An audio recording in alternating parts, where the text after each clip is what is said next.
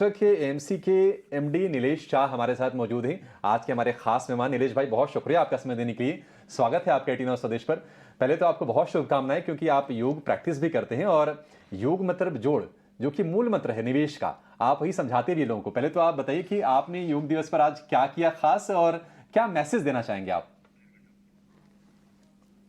धन्यवाद मुझे यहाँ पे बुलाने के लिए। आज इंटरनेशनल योगा डे है, बट मैंने ऐसा कुछ नया नहीं किया जो मैंने कल नहीं किया था। मेरे लिए मेडिटेशन एंड योगा रोज करने की चीज है, सिर्फ इंटरनेशनल योग डे पे करने की चीज नहीं है। हमारा जॉब काफी स्ट्रेसफुल होता है एंड आई एम श्योर हम सभी लोग तनाव से गुजरते हैं। मेडिटेशन जब करते हैं तो एक अंदरूनी शांति मिलती है, एक खुशी का एहसास मिलता है, और इस तनाव भरी मार्केट या परिस्थितियों में हम बैलेंस कर पाते हैं। तो मेरे हिसाब से हर किसी को रोज मेडिटेशन या योगा जो अच्छा लगे वो करना चाहिए।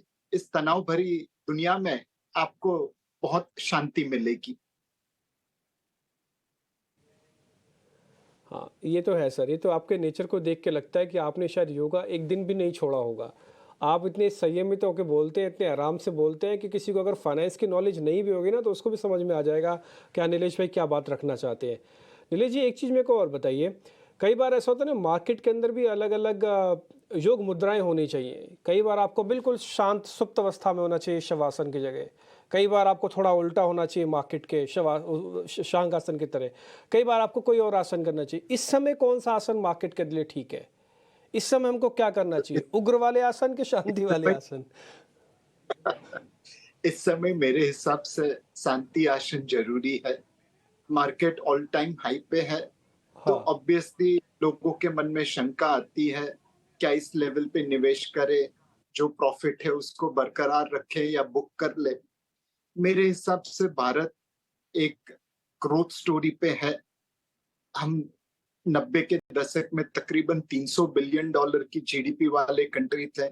आज 3.7 ट्रिलियन वाली कंट्री बने हैं। तकरीबन 12 गुना ग्रोथ हुआ है, और आने वाले 15, 20, 30 सालों में यहाँ पे और 10, 12, 15 गुना ग्रोथ होगा।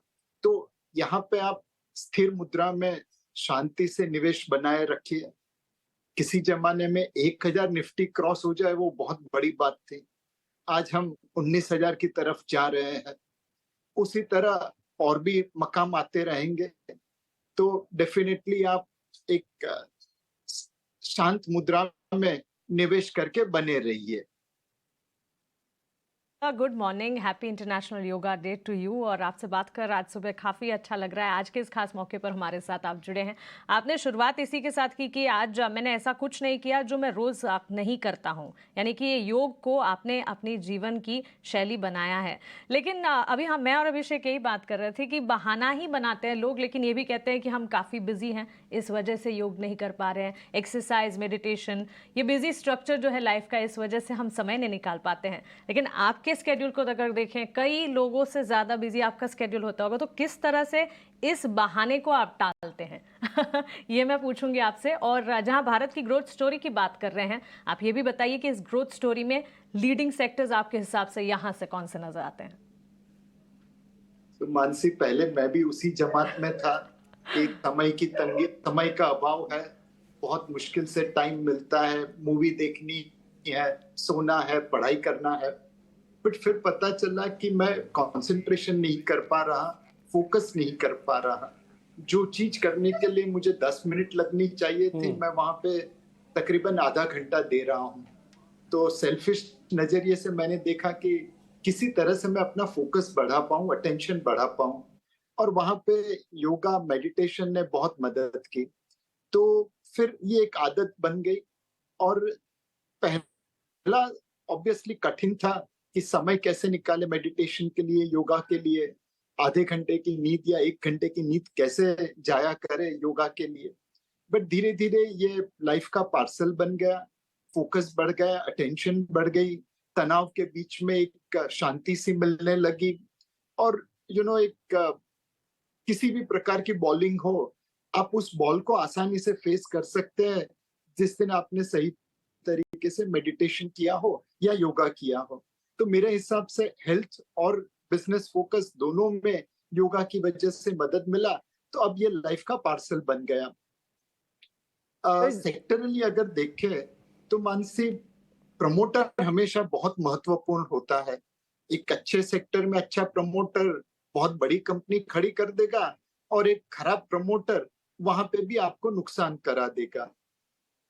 हम स्टॉक स्पेसिफिक बात नहीं कर सकते, बट किसी भी सेक्टर में निवेश करते समय प्रमोटर सही होना बहुत जरूरी है। आजकल 2 या 3 ट्रेंड ऐसे हैं जो लंबे समय के लिए चल सकते हैं।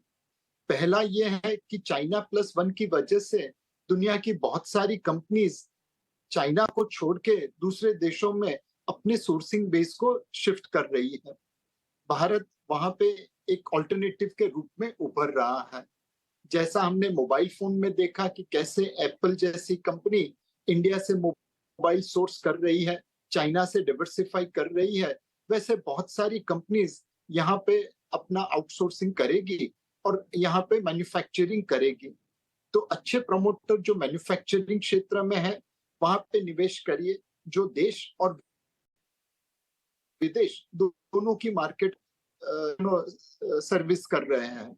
दूसरा जो एक बहुत बड़ा सेक्टर अच्छा लगता है वो हेल्थ केयर रिलेटेड है। आज प्राइम मिनिस्टर जी अमेरिका में है, एंड आपको जान के बहुत खुशी होगी कि तकरीबन 1/3 से ज्यादा डॉक्टर अमेरिका में भारतीय मूल के हैं। 45% से ज्यादा मेडिसिन जो अमेरिकन वॉल्यूम से कंज्यूम करते हैं वो मेड इन इंडिया है। एंड हमारी health care cost American health care cost के सामने 1/10 के आसपास होगी, और क्वालिटी उनके बराबर होगी। ये सारी चीजों को मिला के देखिए तो जैसे दुनिया एज हो रही है, ओल्ड हो रही है, हेल्थ केयर अनफंडेड है, उनको जैसे आईटी क्षेत्र में भारत के ऊपर भरोसा करना पड़ रहा है, वैसे ये हेल्थ केयर क्षेत्र में भारत के ऊपर भरोसा करना पड़ेगा। तो हेल्थ केयर एंड मैन्युफैक्चरिंग, ये 2 थीम हमें लगती है। यहाँ पे आप 5-10 साल के अवसर से भी निवेश करें तो मार्केट में आउट परफॉर्मेंस मिलता रहेगा।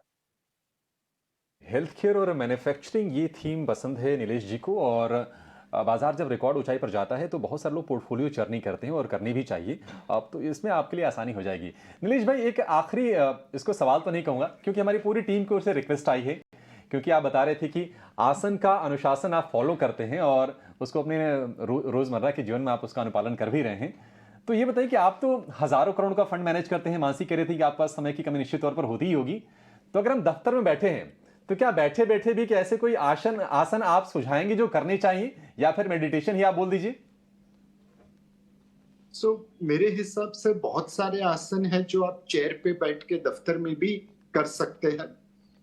मैं उसमें मतलब उतना माहिर नहीं हूं, बिकॉज एक बार ऑफिस में चले जाए तो काम का प्रेशर इतना होता है कि समय निकालना थोड़ा मुश्किल हो जाता है। बट मैं ऑफिस के अंदर जब भी गुस्सा हो जाता हूँ, जब भी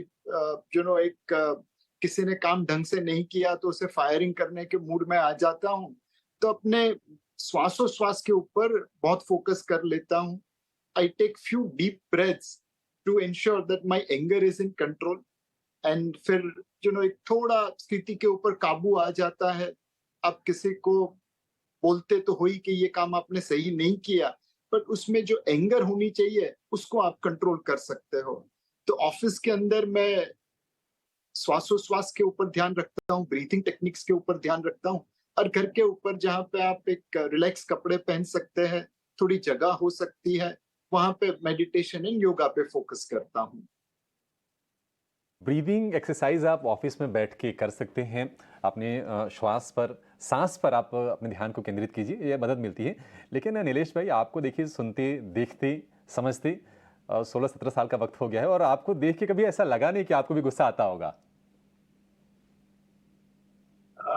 टीवी पे शायद नहीं करता, बट पर्सनल लाइफ में अभी भी एंगर है, उसे कंट्रोल करना बहुत जरूरी है।